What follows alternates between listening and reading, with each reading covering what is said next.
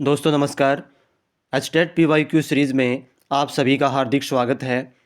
दोस्तों आज की इस कक्षा में हम एचटेट 2018 का PGT का पेपर हल करेंगे और इससे पहले 2019 का कर चुके हैं, 20 का कर चुके हैं, 21, 22 और 23 ये 5-6 जो है ना हल कर चुके हैं पेपर। इनके तीनों के पार्ट जो है यानी कि लेवल 3 का, 2 का और 1 का यानी कि PGT, TGT और PRT के, इन सभी के हम हल कर चुके हैं।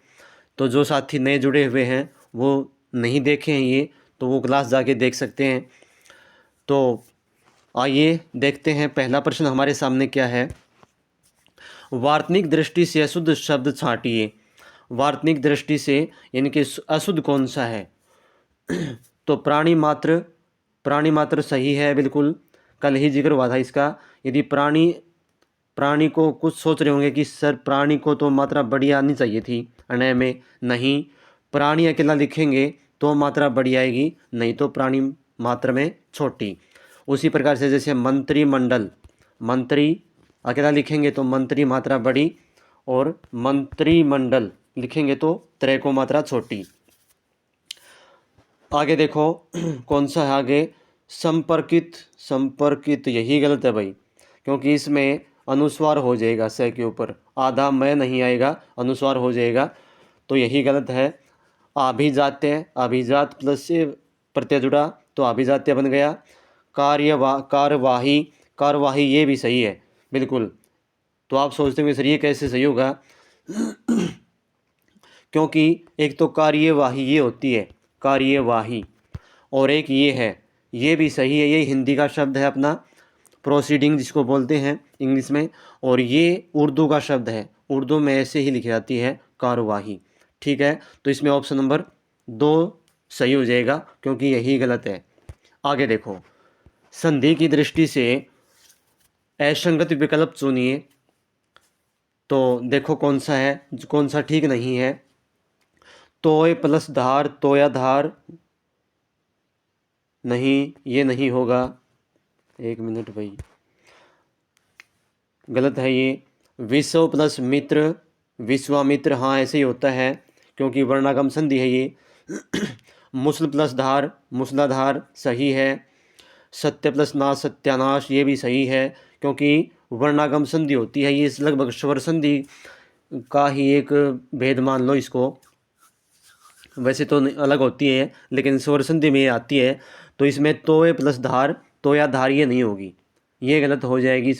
इसमें वर्ण का गम इसने गलत दे रखा है, तोय धार का तोय धार ही बनेगा ये। बाकी विश्व प्लस मित्र, विश्वामित्र, कि देखो यहाँ पे वह के साथ आ जुड़ गया, वर्ण आगम का मतलब किसी और वर्ण का आ जाना। मुसल प्लस धार, मूसलाधार, ये भी सही है, तो ये तीनों सही हैं, बाकी ये गलत है। आगे देखो, प्रत्यय की दृष्टि से असंगत विकल्प चुनिए। तो कौन सा हो जाएगा इसमें? निपुण प्लस ये नैपुण्य, बिल्कुल सही हो जाएगा। ईश्वर प्लस ये ऐश्वर्य, ये भी सही है।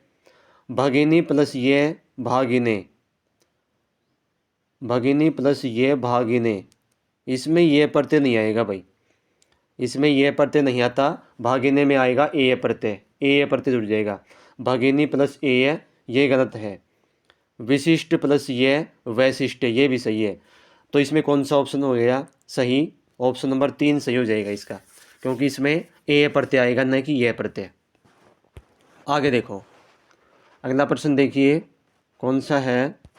समास की दृष्टि से कौन सा विकल्प असंगत है, जो ठीक नहीं है? तो देखो, पंत द्वारा प्रणीत, पंथ प्रणीत बिल्कुल सही है।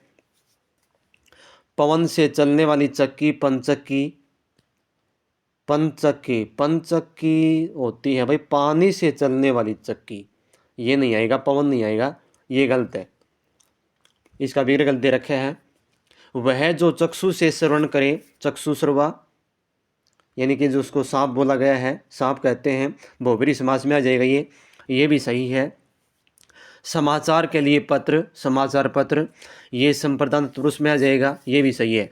तो इसमें पवन से चलने वाली चक्की, पंचक्की, पंचक्की होता है लेकिन इसका विग्रह गलत है। ये पानी से चलने वाली चक्की ये हो जाएगा इसमें ऑप्शन नंबर। तो इसका ऑप्शन नंबर 2 सही हो जाएगा। अगला देखो, अगला प्रश्न कौन सा है। एक वचन से बहुवचन बने शब्दों में से असंगत को छांटिए। जो बहुवचन बने हैं और वो गलत है। डाकू डाकुओं बिल्कुल सही है। तरबूजों तरबूज तरबूजों तरबूजों, हाँ ये मात्रा बै को बड़ी है भाई, यहाँ पे बै को छोटी है, यहाँ पे बड़ी आती। तरबूजों, यही गलत है। आगे देखते हैं फिर भी। वधू वधुएं हो जाएगा इसका, वधुएं छोटी मात्रा सही है। भालू भालुओं, भालुओं भी सही है इसका। तो इसमें तरबूजों क्या होता है कि बहुवचन जब बनाते हैं तो 99 जो % है वो मात्रा दीर्घ से ह्रस्व हो जाती है। लेकिन 1% ऐसे शब्द होते हैं उनकी प्रकृति बदलती नहीं, वो सिर्फ वैसी ही रहती है, एज इट इज रहती है। जैसे तरबूजों, जैसे तरबूज में यहाँ मात्रा बड़ी है और यहाँ अब इसका यदि बहुवचन बनाएंगे तो इसका तरबूजों हो जाएगा और इसमें मात्रा बड़ी ही रहेगी। ठीक है ना। तो इसलिए कौन सा सही है, ऑप्शन नंबर 2 सही हो जाएगा इसका। अगला प्रश्न देखिए, किस विकल्प में अलुक तत्पुरुष समास का प्रयोग हुआ है। अलुक तत्पुरुष समास मतलब जिसमें विभक्ति का लोप नहीं पाया जाता, किसमें, समस्त पद में। समस्त पद कौन सा होता है, जो आपके सामने जो चारों ऑप्शन हैं ये समस्त पद हैं। एक होता है विग्रह, विग्रह का मतलब तोड़ना, जैसे जितेंद्रिय, जीत ली है इंद्रियां जिसने, ठीक है ना। तो वो क्या है, ये विग्रह है इस प्रकार से। तो इसमें क्या हो जाएगा, अलुक तत्पुरुष, इसमें विभक्ति का लोप कहाँ नहीं पाया गया, तो मनसिज में ही नहीं पाया गया, क्योंकि मनसी प्लस जय, ठीक है ना, मन में उत्पन्न हुआ। मनसी का मतलब मन में। अब मनसी ये थोड़ा संस्कृत भाषा से लिया गया है, क्योंकि हिंदी व्याकरण संस्कृत भाषा पर आधारित है। क्यों, मन जो शब्द रूप है और उसमें सप्तमी विभक्ति एक वचन यदि करेंगे तो मनसी हो जाएगा उसका, मनसी। और अधिकरण कारक में आती है सप्तमी विभक्ति, और अधिकरण कारक के चिन्ह क्या होते हैं, में पर होते हैं। तो इसका मतलब होया मन में। अब जय का मतलब होता है उत्पन्न होना, मन में उत्पन्न हुआ। तो कौन सा हो जाएगा इसका, मनसिज। इसमें विभक्ति का लोप नहीं पाया गया। दिग्विजय ये भी सही है, और सर्वव्यापक यहाँ भी पाया गया है। कूप मंडूक ये भी सही है। तो यहाँ पे कौन सा हो जाएगा, ये इसमें अलुक पुरुष का प्रयोग किस में हुआ है, मनसिज में हुआ है। तो ऑप्शन नंबर इसका एक सही हो जाएगा। आगे देखो, कमरे में कोई हंस रहा है वाक्य में प्रयुक्त सर्वनाम है। कमरे में कोई हंस रहा है, ये देखो कोई, तो कोई यहाँ क्या है, सर्वनाम है। और सर्वनाम कौन सा है, निश्चित नहीं है। तो निश्चित नहीं है तो अनिश्चयवाचक सर्वनाम। निश्चयवाचक होता तो ये हो जाता कि कमरे में यह हंस रहा है, ठीक है ना। कमरे में यह हंस रहा है या कमरे में वह हंस रहा है तो होता निश्चयवाचक। अनिश्चयवाचक यहाँ पता नहीं है यह है या वह है, तो यहाँ कोई अनिश्चयवाचक। प्रश्नवाचक तो तब होता, यहाँ प्रश्न पूछने का बोध होता कि देखो कमरे में कौन हंस रहा है, ठीक है ना।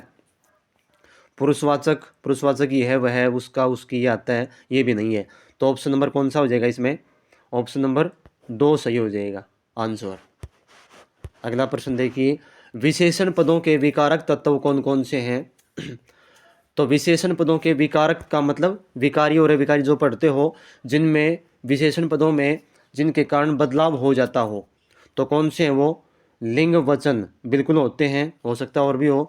लिंग वचन कारक, लिंग वचन होते हैं लेकिन कारक नहीं होता। लिंग कारक नहीं, लिंगवाच्य पुरुष ये भी नहीं है। तो ऑप्शन नंबर ए सही हो जाएगा।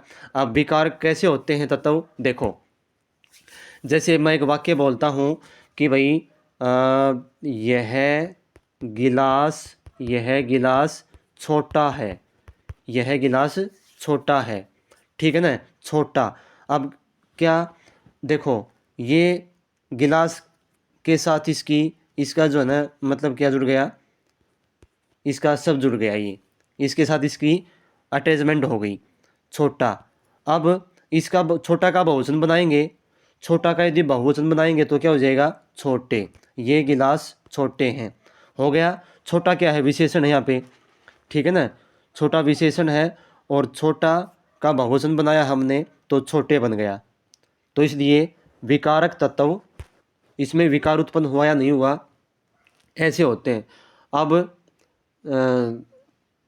इसी प्रकार से जो है कि मतलब जैसे यह मोहन की साइकिल है, यह मोहन की साइकिल है, तो साइकिल क्या है, मोहन की, एक मिनट भाई, तो की हो गया यहाँ पे, तो की क्या है, ये भी लिंग को निर्धारित कर रही है, ठीक है ना।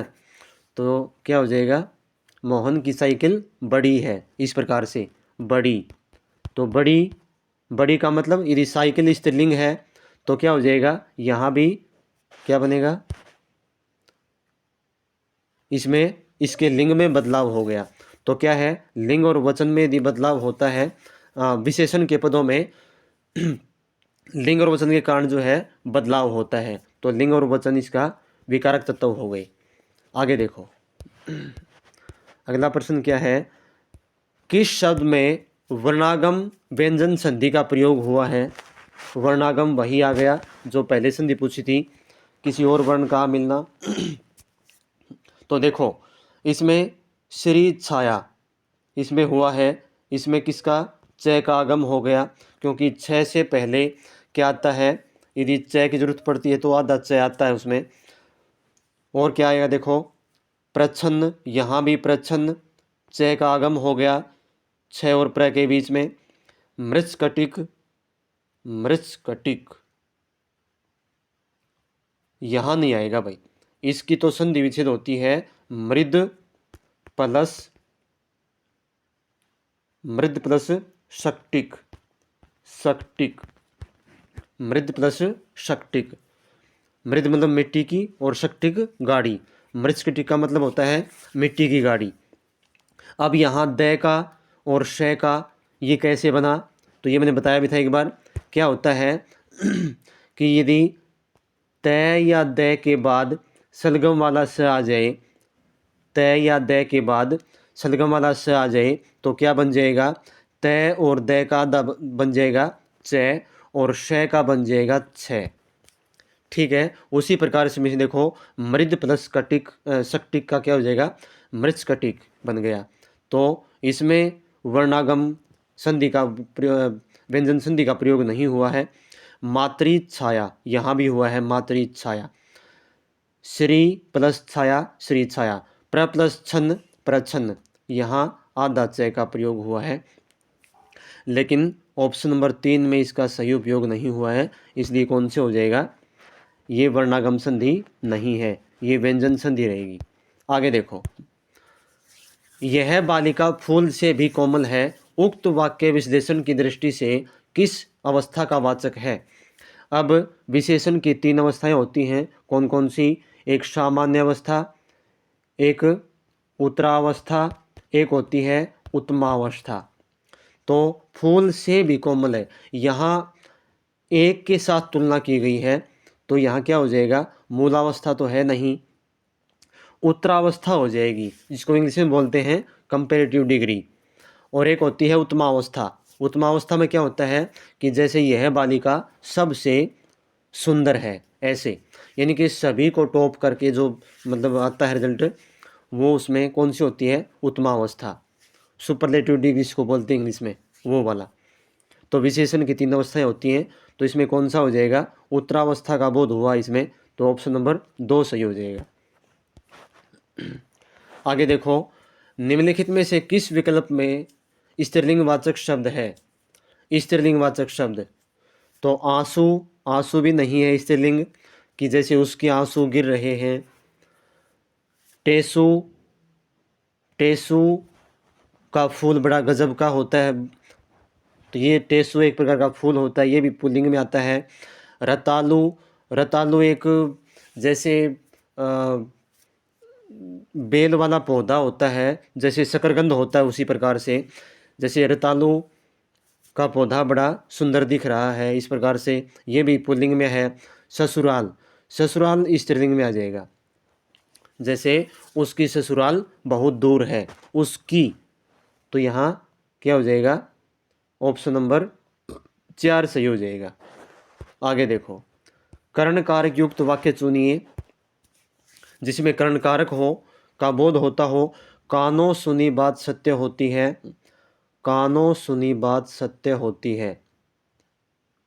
हाँ ये हो जाएगा भाई, इसमें है कि कानों से सुनी बात, कानों से या कानों द्वारा सुनी बात, ये इसमें कर्ण कारक है। और आगे देखते हैं क्या है।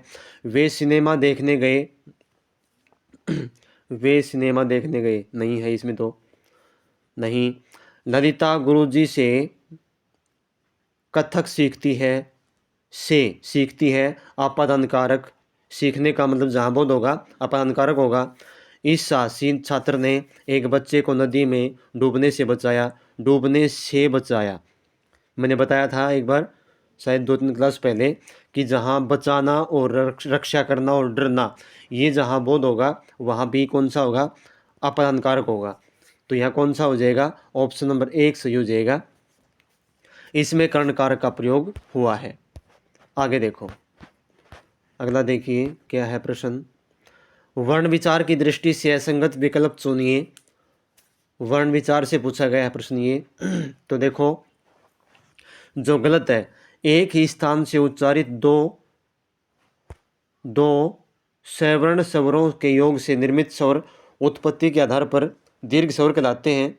हाँ होता है। कैसे होता है, जैसे ए और आ, ए और ए मिल गए तो ये सजातीय वर्ण है, तो सवर्ण बोलते हैं इनको, तो आ बन जाएगा, दीर्घ बन जाएगा, ये बिल्कुल सही है। जबकि भिन्न भिन्न स्थानों से उच्चारित दो विजातीय स्वरों के योग से निर्मित स्वर संयुक्त स्वर कहते हैं। हाँ ये भी होता है कि जैसे ए प्लस ई, ये विजातीय स्वर हो गए, ए और ई का बोध नहीं होता, ये विजातीय हो गए, और इनसे क्या होता है, संयुक्त स्वर ए आई ओ औ, ये संयुक्त स्वर होते हैं। तो ये बिल्कुल ऑप्शन सही है। अगला देखो क्या है। अनुस्वार व्यंजनों की प्रकृति है जबकि अनुनासिक स्वरों की प्रकृति है। हाँ ये भी सही है बिल्कुल, अनुस्वार व्यंजनों के लगभग में आते हैं और अनुनासिक ऐसे स्वरों के रूप में। जिन स्वरों के, तीसरा कौन सा है हमारे पास, जिन स्वरों के उच्चारण में हवा नाक से नहीं अपितु मुख से निकलती है उन्हें सानुनासिक स्वर कहा जाता है। जिन स्वरों के उच्चारण में हवा नाक से नहीं अपितु केवल मुख से निकलती है उन्हें अनुनासिक स्वर कहा जाता है। ना भाई, अनुनासिक स्वर तो क्या होते हैं, जिनका उच्चारण नाक और मुंह दोनों से निकले, लेकिन यहाँ क्या कहते हैं, नहीं, ये गलत हो जाएगा, यही गलत है इसमें। उच्चारण केवल मुख से साथ साथ निकलती है उन्हें निरुनासिक स्वर कहा जाता है, यही गलत है इसमें, ऑप्शन नंबर 3 गलत है, आगे पढ़ने की जरूरत नहीं है। हाँ अब देखो, हिंदी वर्णमाला में से है वर्ण संघर्षी हैं। हाँ बिल्कुल हैं, बताया था मैंने, जो वर्ण का चैप्टर करवा रखा है, टॉपिक करवा रखा है, उससे बाहर कुछ भी नहीं आएगा। एक बार जिसने नहीं जाके देखा है तो देख सकता है बच्चा, वो प्ले लिस्ट में डाल रखा है मैंने वर्ण का, और उसके साथ फिर जो है शायद MCQ भी करवा रखे हैं। तो से है ये संघर्षी वर्ण है, और जबकि च छ ज है ये है स्पर्श संघर्षी, बिल्कुल सही है। तो ऑप्शन नंबर 3 इसमें सही हो जाएगा, ये ऑप्शन गलत है इसमें। आगे देखो, हम सफ़र अगर एक दूसरे को समझ लें तो जीवन आसान हो जाएगा, उक्त वाक्य किस काल से संबंधित है। तो हम सफ़र एक दूसरे को समझ लें तो जीवन आसान हो जाएगा, इसमें एक बात दूसरे पर आधारित है, तो जहाँ भी एक बात दूसरी पर आधारित हो तो वह क्या हो जाएगी, हेतुमद भविष्यत, हेतुमद भविष्यत काल हो जाएगा वहाँ पे, ठीक है ना। संभाव्य भी नहीं है, सामान्य भी नहीं है, संदिग्ध भी नहीं है, तो ये ऑप्शन नंबर ए सही हो जाएगा। आगे देखो, शब्दकोश में शब्दानुक्रम की दृष्टि से कौन सा सही है और जो आरोही क्रम वाला विकल्प है। तो कलिष्ट, देखो इसमें कलिष्ट क्रम, कलिष्ट क्रम नहीं, गलत है, क्योंकि ये पहले क्रम आता, क्योंकि पहले इसमें क आधा होता है और र पूरा होता है। यहाँ ल पहले दे दिया, ये बाहर हो गया। क्षण क्रम, क्षण भी पहले ये, क्योंकि ये सबसे लास्ट में आता है। ये संयुक्त व्यंजन जो होते हैं लास्ट में आते हैं, ये बाहर हो गया। तीसरा क्या है, क्रम, हाँ क्रम आ गया। कलिष्ट, हाँ क्रम सही है, बिल्कुल अपनी जगह पे है। क्लांति, देखो जैसे ये रे ले वे ऐसे आएंगे ये, तो सबसे पहले क्या आया इसमें, रे है, ये तो इसमें कहीं है नहीं, रे है, हाँ रे वाला आ गया, क्योंकि आधा क होता है और रे पूरा होता है क्रम में, क्रय में। फिर क्लांति, हाँ ले, देखो ले वाला, और फिर कलिष्ट, कलिष्ट भी इसी प्रकार से आएगा, इसमें ली वाला आ गया। और देखो क्लांति, ले को आ की मात्रा हुई, फिर ई की मात्रा हो गई छोटी, और फिर अक्षण, ये सही है, ऑप्शन नंबर 3 सही है। तो ये भी गलत है, तो कौन सा हो जाएगा, ऑप्शन नंबर 3 इसका आंसर हो जाएगा। तो ये हिंदी के थे प्रश्न। हरियाणा जीके की ओर देखते हैं कैसा आया था। Haryana GK, Haryana GK paper तो भाई बहुत जो है ना टफ था वैसे। आगे देखो हरियाणा जीके में क्या है, खिलाड़ी जिसने 2018 के एशियाई खेलों में स्वर्ण पदक जीता, तो कौन थे ये, बजरंग पूनिया ने जीता था इसमें, ठीक है ना। एशियाई 2018 के जो एशियाई खेल हुए थे, स्वर्ण पदक गोल्ड मेडल उन्होंने जीता था। आगे देखो, निम्नलिखित में से कौन सी नदी का साहिबी में समाहित नहीं होती, तो ये कौन सी थी, ये है द्रस्वती, जिसको सरस्वती बोलते हैं, द्रस्वती ये वाला। तो ऑप्शन नंबर 4 हो जाएगा इसका। क्षेत्र जिसमें कर्नल जेरोड ने 1857 के क्रांतिकारियों के विरुद्ध आक्रमण का नेतृत्व किया था, तो वहाँ नारुल में क्या थी, नारनौल में, ठीक है ना। तो ऑप्शन नंबर इसका क्या हो जाएगा, 4 हो जाएगा। 1857 क्रांति जो हरियाणा से संबंधित थी, वो भाई रट लेना, एक प्रश्न पक्का आएगा, लगभग आ रहा है कौन से न कौन से लेवल में। 2011 के आधार पर हरियाणा की पुरुष साक्षरता दर कितनी थी, तो 84.1% थी इसकी, ठीक है ना, ये ध्यान रहे। आगे देखो, निम्नलिखित में से किन राज्यों के साथ कलेसर राष्ट्रीय पार्क अपनी सीमा साझा करता है, तो कलेसर कहाँ है, कलेसर है यमुनानगर में, यमुनानगर में है।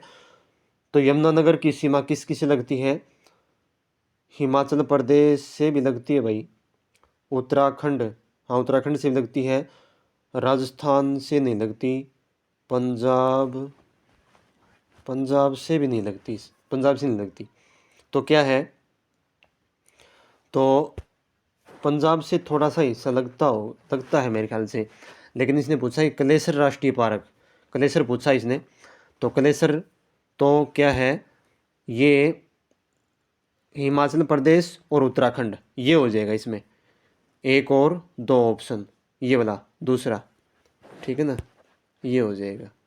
आगे देखो नेक्स्ट क्वेश्चन क्या है, पंडित नेकीराम शर्मा के बारे में निम्नलिखित में से कौन सा कथन असत्य है, असत्य पूछा इसने।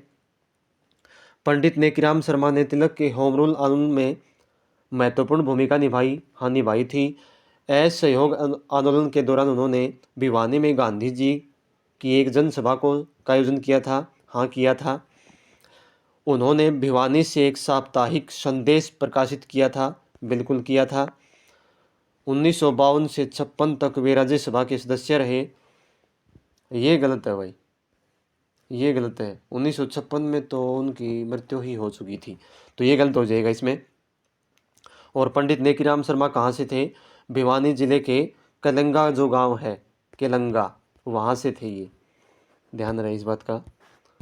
आगे देखो, मुख्यमंत्री सुगुन विवाह योजना के बारे में कथनों पर विचार कीजिए। एक विधवा की पुत्री के विवाह हेतु 51,000 रुपये का अनुदान दिया जाता है। हाँ, दिया जाता है। इसमें एक ऐसी विधवा महिला की वार्षिक आय 1,00,000 रुपये से कम होनी चाहिए। हाँ, ये भी सही है। तो देखो इसमें कौन सा हो जाएगा, ए और बी दोनों ही सही है। इसमें है क्या कहीं, ये 4 वाला है, ऑप्शन नंबर 4 सही हो जाएगा इसमें, ठीक है ना। तो इसमें विधवा विवाह के लिए है ये, तो इसमें ऑप्शन नंबर 4 हो जाएगा। निम्नलिखित में से कौन सी फसल भावांतर भरपाई योजना के अंतर्गत शामिल नहीं है। तो भावांतर भरपाई योजना में क्या होता था, क्या था, इसमें लगभग सब्जियों की सारी फसल थी और कुछ एक फसलें भी थी इसमें, जैसे बाजरा भी था और 3-4 इसमें शामिल की गई थी। तो इसमें कौन सी शामिल नहीं थी, तो गन्ना नहीं था, इसमें गन्ना शामिल नहीं किया था। तो वो इसका आंसर हो जाएगा ऑप्शन नंबर ए। नेक्स्ट देखो, निम्नलिखित में से कौन सा चित्रित धूसर मध्य भांड पीजीडब्ल्यू स्थल है। पीजीडब्ल्यू स्थल कौन सा है, तो इसमें कौन सा हो जाएगा, ये भगवानपुरा हो जाएगा। भगवानपुरा जो कुरुक्षेत्र में है, ये एक ऐतिहासिक सांस्कृतिक धरोहर के रूप में मान्यता मिली है इसको। तो ऑप्शन नंबर 3 हो जाएगा इसका। आगे देखो, मिलान करना है। सेंटर ऑफ एक्सीलेंस, तो centre of excellence Kurukshetra, Sirsa, Jhajjar, Karnal हो जाएगा इसमें, Karnal. Centre of excellence for flowers, ये झज्जर में रहेगा।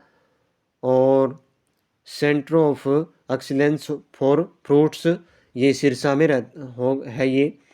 और integrated beekeeping development centre, ये कुरुक्षेत्र में है।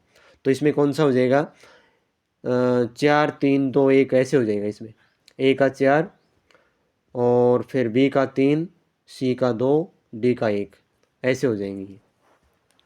तो साथियों, ये थी आपकी क्लास।